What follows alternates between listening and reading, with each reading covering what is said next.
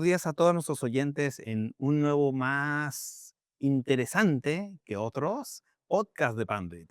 Este podcast se llama Manufactura Inteligente, Conectividad, Monitoreo y Eficiencia Operativa.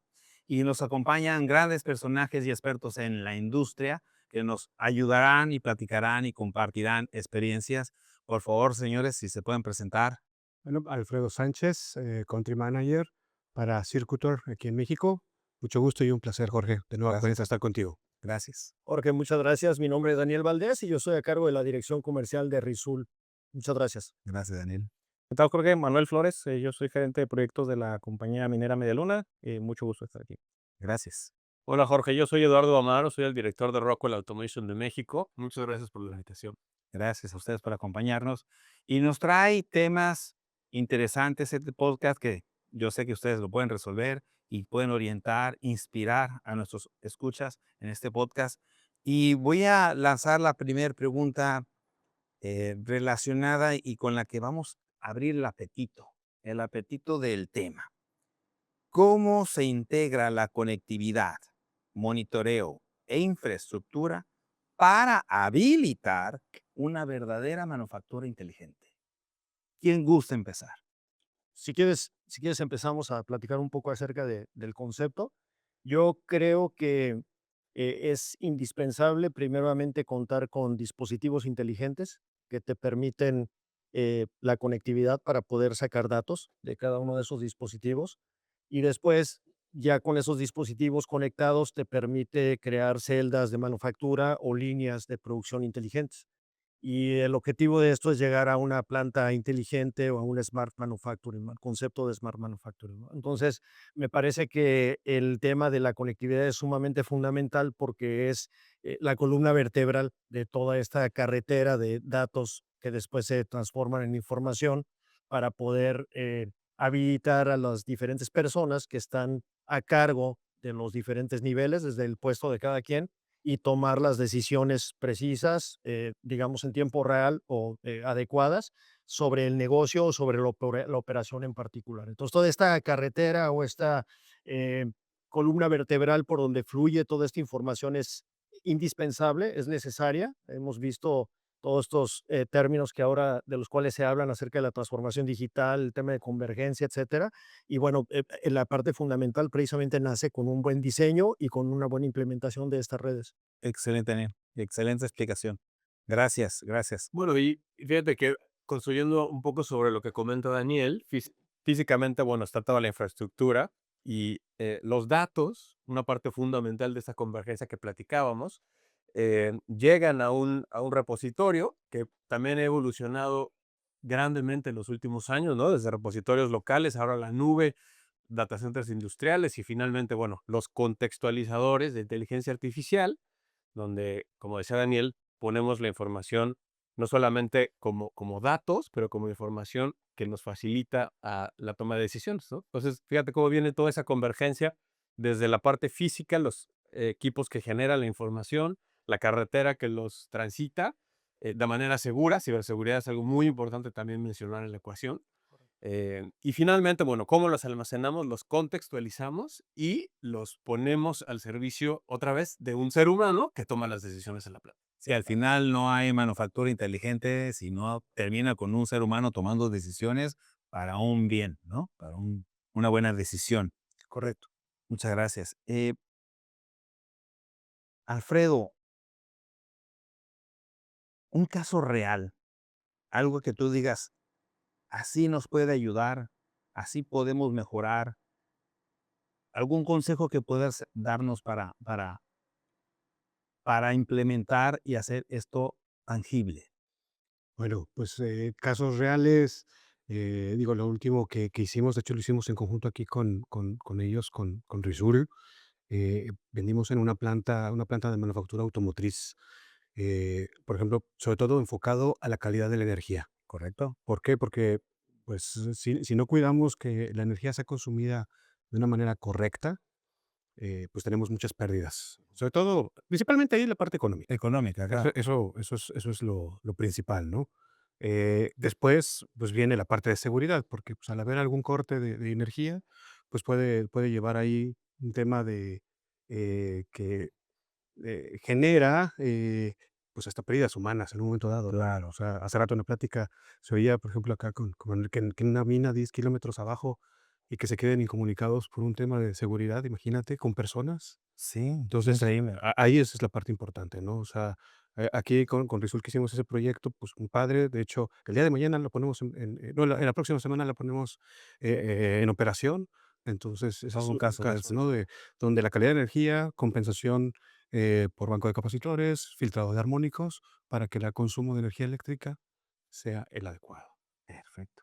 Es un verdadero caso de éxito. ¿Cómo ves el tema del monitoreo en tiempo real? Yo sé que tú lo vives todos los días, compañero, lo vives todos los días. Y no hay nada más tranquilo que uno pueda tener que tener una red monitoreada en tiempo real y que me ayude, ¿no? En mi día a día. Pero pues, a veces estar ahí no es fácil porque tuviste que haber pasado por un montón de procesos y cambios en tu planta. No se llega de la noche a la mañana al tener todo monitoreado, ¿no? Claro.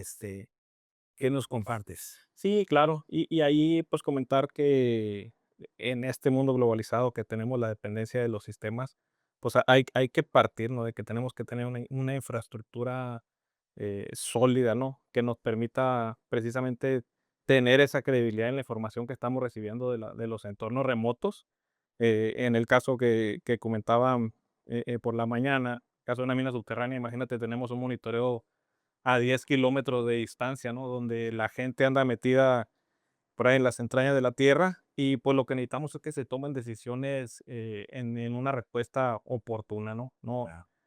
si llega una respuesta tardía, no puede costar un día, un turno de producción, un día de producción y pues ahí se va la cadena, ¿no? Entonces, es referente a eso, ¿no? O sea, el tiempo de respuesta, la calidad y qué podemos hacer por la seguridad de las personas, ¿no? En un espacio confinado donde tenemos que tener monitoreo tanto de ventilación, tanto de gases y de dispositivos de seguridad, una decisión oportuna, pues claro que puede salvar vida, ¿no? Claro. Entonces, de ahí la importancia de tener una confiabilidad tanto de la infraestructura para asegurar que la información llegue, tipo tener respuestas de tiempo real, ¿no?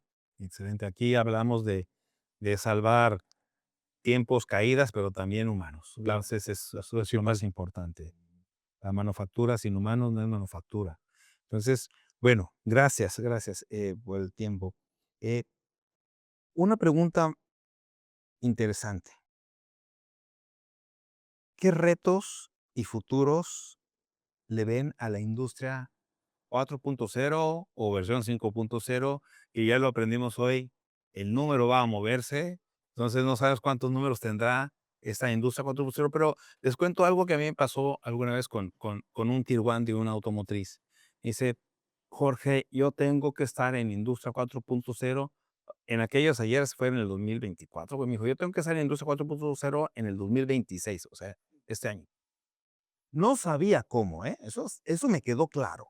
No sabía cómo. Él tenía la directriz de su corporativo en, me están exigiendo estar yo en industria 4.0 para el 2026. ¿Y por dónde empiezo, no? Exacto, Eduardo. Fíjate que Jorge, es uno de los problemas o de las situaciones más comunes que vemos, ¿no? En la industria. ¿Por dónde empiezo? O ya empecé, ¿cómo sigo adelante? ¿O cómo muestro un retorno en inversión sobre ciertas tecnologías que estoy adaptando, ¿no? Nosotros hacemos un estudio cada año, ¿no? El reporte de manufactura inteligente está en la página web, donde entrevistamos a más de 1,500 personas tomadoras de decisiones en la industria acerca de esta adopción tecnológica y justamente en México, que obviamente nos interesa mucho realmente qué pasa en México, veíamos que alrededor del 98% de las personas que encuestamos, líderes en todas las industrias, ¿eh? Porque además en México tenemos todas las industrias, ¿no? Petróleo, gas, automotriz, cemento, Somos bendecidos en eso, ¿eh? Todas, tenemos claro. todas. Exacto, un auténtico hub de manufactura, ¿no?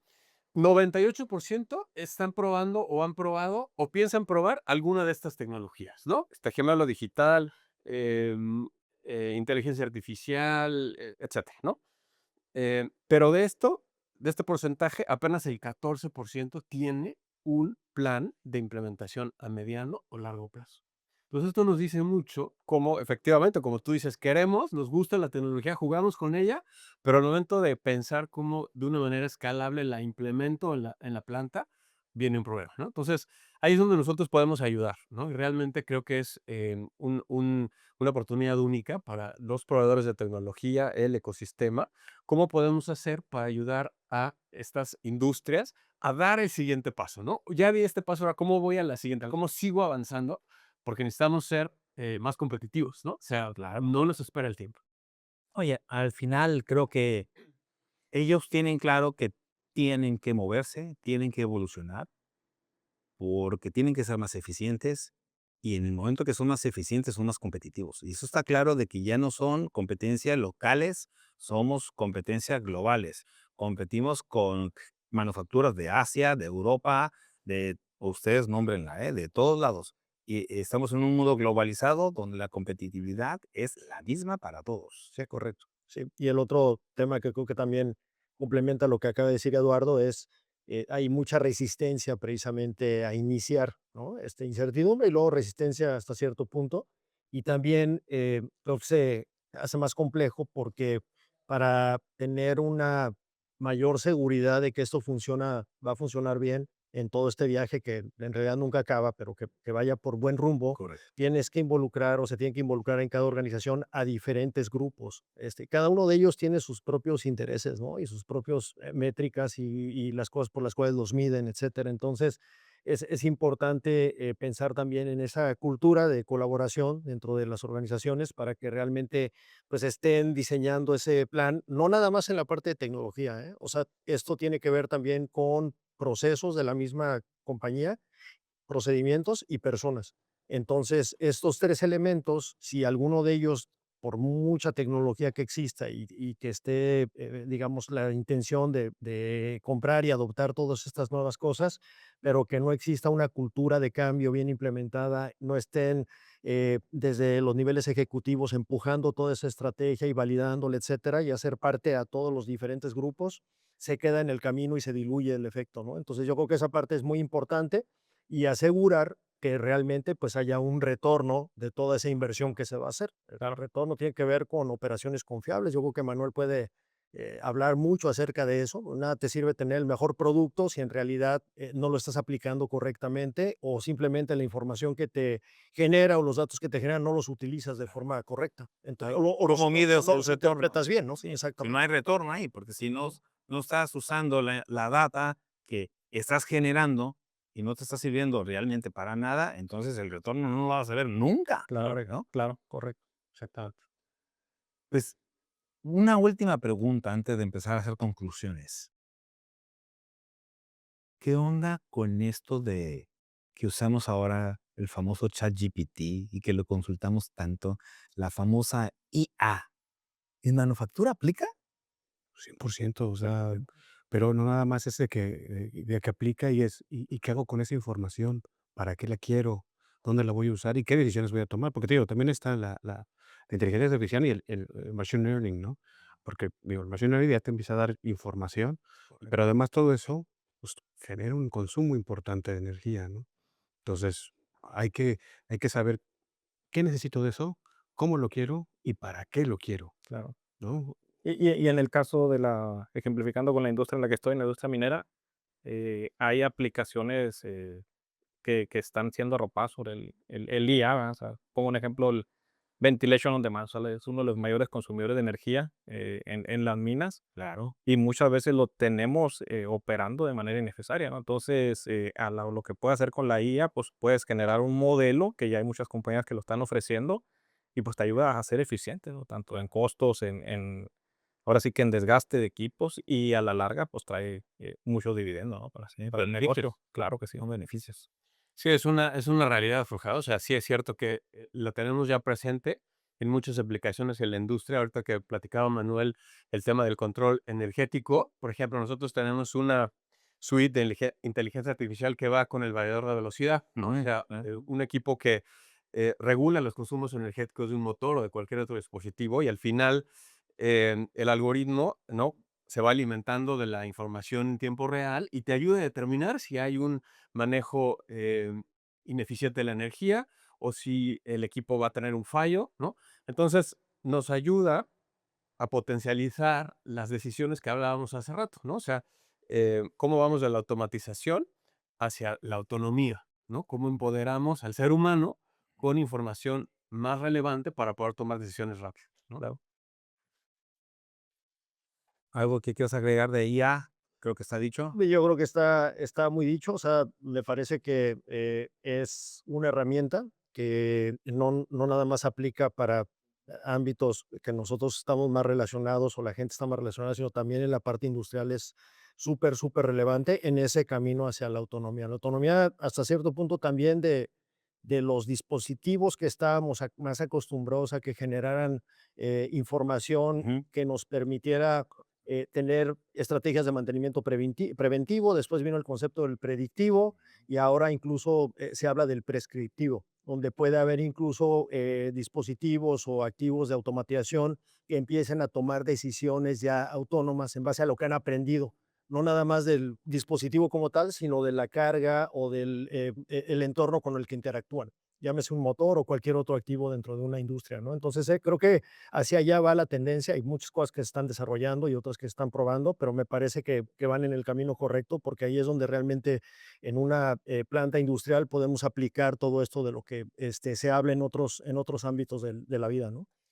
Sí, el tema del mantenimiento prescriptivo lo leí y asusta de que decía, la manufactura inteligente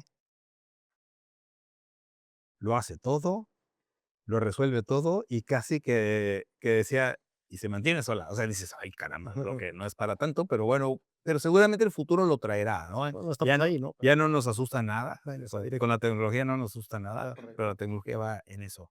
Eh,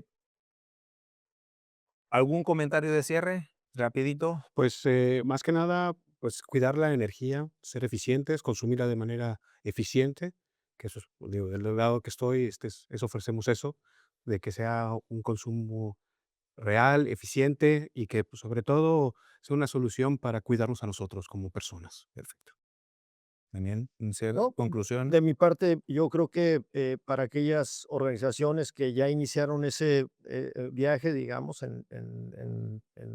apuntando hacia la transformación digital y todos estos conceptos de los que hablamos, y aquellos que aún no han empezado, pues nunca es tarde y ponernos a su disposición. Creo que podemos colaborar y poder participar porque esto se tiene que hacer entre una comunidad, digamos, de colaboración.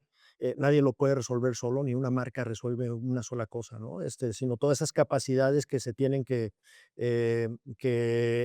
se ocupan y que se necesitan, pues se tienen que hacer entre grupos de colaboración de diferentes tecnologías y diferentes compañías que estamos al servicio y a las órdenes de los clientes con los cuales podemos platicar, sentarnos, entender la necesidad, entender sus objetivos de negocio primeramente y ver cómo alineamos esas capacidades y cómo podemos contribuir. Correcto. Sí, nada, yo creo que no tenemos la forma de resolver al 100% cualquier necesidad o problema, pero creo que podemos contribuir en buena medida para poder apoyarles en ese camino, ¿no? Excelente, Daniel. Gracias.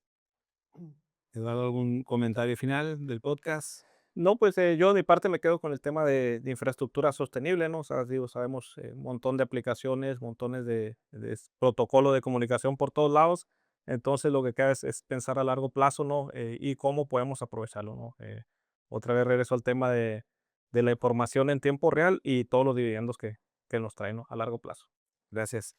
Bueno, sí, como decíamos, ¿no? El camino para cada industria, para cada compañía es distinto y al final el objetivo no es adoptar tecnologías por moda, sino realmente identificar, ¿no? De estas necesidades puntuales que tenemos hoy, cómo podemos hacer más eficientes y competitivos estos procesos y qué partes de estas tecnologías podemos tomar para resolver un problema y para hacer a la línea de producción más rápida, más ágil, más sostenible, ¿no? Con mejores consumos. Y como decía Daniel, ¿no? Estamos todos en el ecosistema para ayudar y para preguntar, identificar cómo acercamos esta tecnología maravillosa que tenemos hoy Así es. para resolver problemas reales y poder mostrar que efectivamente hay retornos tangibles en las inversiones. Les agradezco mucho su tiempo en este espacio, en este podcast. Invitamos a nuestros oyentes a ver el QR para mayor información y agradecemos a todos su atención. Gracias, chicos. Muchas gracias, Jorge. Gracias.